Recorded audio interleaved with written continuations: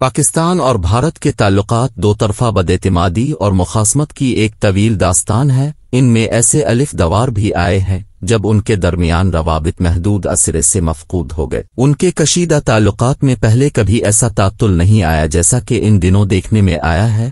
جیسے ہی نریندر مودی نے بھارتی وزیر اعظم کا منصب سنبھالا، اس کے 2 مہینے کے اندر دونوں ممالک کے تعلقات منجمد ہو گئے۔ وہ مئی 2014 کے آخری ہفتے میں وزیر اعظم بنے اور اگست کے اوائل میں بھارت نے پاکستان کے ساتھ مذاکرات معطل کر دیے تھے جو ہنوز تعطل کا شکار ہے۔ محدود تجارت اور آمد و رفت کا جو سلسلہ نچلی سطح تک جاری رہا وہ بھی اگست 2019 میں اس وقت منقطع ہو گیا جب بھارت نے اپنے آئینی دائرہ کار میں ترمیم کرتے ہوئے مقبوضہ کشمیر کے خصوصی سٹیٹس کو ختم کر دیا، حالانکہ اسے بھارتی آئین میں آرٹیکل 370 کے تحت تحفظ حاصل تھا۔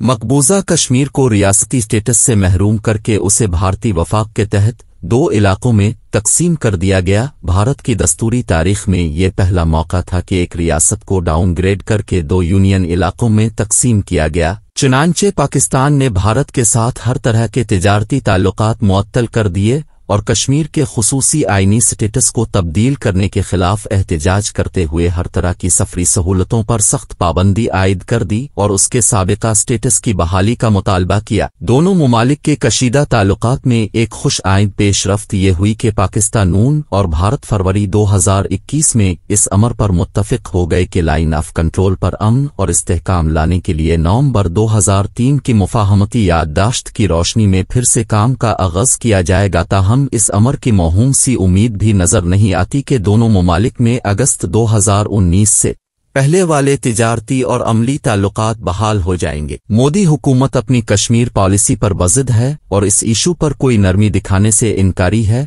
وہ پاکستان کے اس مطالبے کو بھی درخور اعتنا نہیں سمجھتی کہ بھارت کی سیکیورٹی اور انٹیلیجنس فورسز کشمیری عوام کے انسانی حقوق کی مسلسل خلاف ورزیوں کا سلسلہ بند کریں۔ کشمیر پاکستان اور بھارت کے درمیان سب سے بڑا متنازع ایشو ہے۔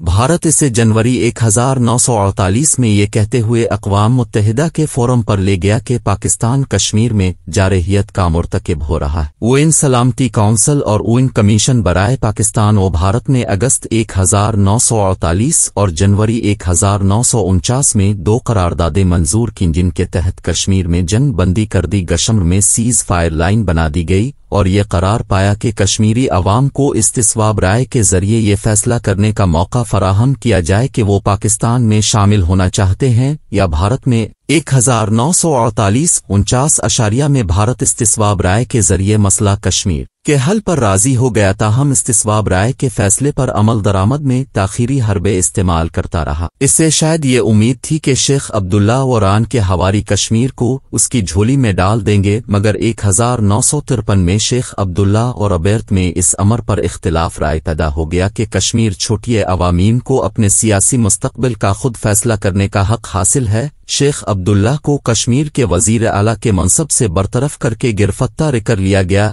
ان کی جگہ ایک ایسے بھارت نواز شخص کو وزیر اعلیٰ بنا دیا گیا جس نے کشمیر اسمبلی سے بھارت کے حق میں ووٹ کا بندوبست کیا۔ پاکستان اور اقوام متحدہ نے اس عمل کو اقوام متحدہ کی نگرانی میں ہونے والے استصواب رائے کے متبادل کے طور پر قبول کرنے سے انکار کر دیا۔ 1953 جون اشاریہ سے ہی بھارت سرکاری سطح پر کشمیر میں اقوام متحدہ کی قرارداد کی راؤ سے استصواب رائے سے مسلسل انکار کر رہا ہے۔ مسئلہ کشمیر ایک بڑے تنازع کے طور پر پاکستان اور بھارت کے تعلقات میں رکاوٹ بنا ہوا ہے، جس سے دونوں ممالک کے مجموعی تعلقات پر منفی اثرات مرتب ہوئے ہیں اور اس کے ڈانڈے 1947 تک ملتے ہیں۔ کئی چھوٹی جنگوں کے علاوہ دونوں ممالک میں 1948، 49، 1965 اور 1971 کی بڑی جنگیں بھی ہو چکی ہیں، یا دونوں ممالک کشمیر کی لائن آف کنٹرول پر ایسی متحارب عسکری کارروائیوں میں مصروف رہے جن کی وجہ سے ہر عالمی فورم پر ایک دوسرے کے خلاف برسر پیکار پاکستان اور بھارت کے مابین مخالفانہ جذبات کو مزید فروغ ملا۔ پاکستان کو عالمی سطح پر بھارت کی طرف سے مسلسل پروپیگنڈا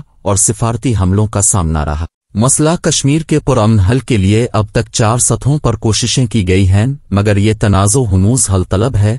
ان سفارتی کوششوں میں اقوام متحدہ دوست ممالک دو طرفہ مذاکرات اور مختلف ٹریکس کے ذریعے غیر سرکاری ڈائلاگ شامل ہیں۔ یو این او نے متعدد مرتبہ اپنی قرارداد و نون کو نافذ کرنے کی کوششیں بھی کی ہے، تاہم بھارت نے اس سلسلے میں تعاون کرنے سے انکار کیا۔ مسئلہ کشمیر 1954 میں امریکہ اور سوویت یونین میں جاری سرد جنگ کی بھینٹ چڑھ گیا، چنانچہ دیگر ممالک کے لیے اس مسئلے کو خالص قانونی میرٹ پر حل کرنے میں کوئی کردار ادا کرنا مشکل ہو گیا۔ سعودی عربان اور ترکی کے سوا پاکستان کو اس مسئلے پر مسلم ممالک کی طرف سے غیر مشروط سپورٹ نہ مل سکی۔ بعض ممالک کی طرف سے ثالثی اور سہولت کاری کا عندیہ دیا گیا، مگر بھارت نے اس آپشن کو قبول کرنے سے انکار کر دیا۔ پاکستان اور بھارت کے درمیان دو مرتبہ اہم مذاکرات ہوئے۔ 1962-63 میں دونوں ممالک میں وزرائے خارجہ کی سطح پر مذاکرات ہوئے، مگر وہ نتیجہ خیز ثابت نہ ہو سکے۔ دو طرفہ مذاکرات کا ایک اہم دور 2004-08 میں ہوا، جس کے بعد کشمیر سمیت 8 ایشوز پر بات چیت کے لیے ڈائلاگ گروپس تشکیل دیے گئے۔